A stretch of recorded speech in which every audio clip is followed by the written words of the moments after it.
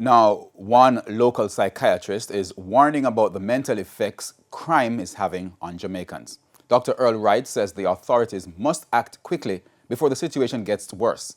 Chamela Pullen tells us more. 25 days into 2022 and already over 100 people have been murdered.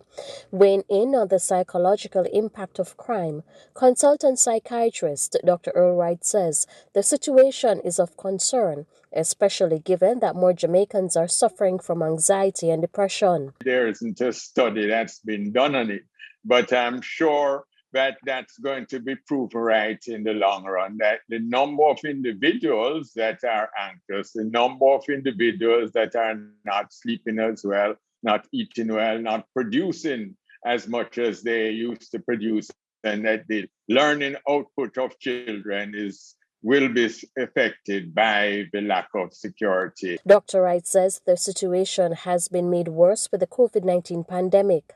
The long-term impact this will likely have on children is also cause for worry. It will be severe if it's not taken care of soon, because children, their brain they incorporate most between 0 and 5. So if you have a long period, especially the 0 to 3, when they don't feel safe, their parents don't feel safe.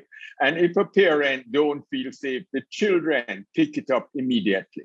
The psychiatrist says the authorities must do all they can to ensure that people feel safe and secure in order to function effectively before the situation worsens. What needs to happen is that there needs to be at least a perception of security, that people have a feeling that they feel in their own space, safe and secure. However needs to be done, that needs to be done quickly. Give people the perception of security and safety. Chamela Pullen, TVJ News.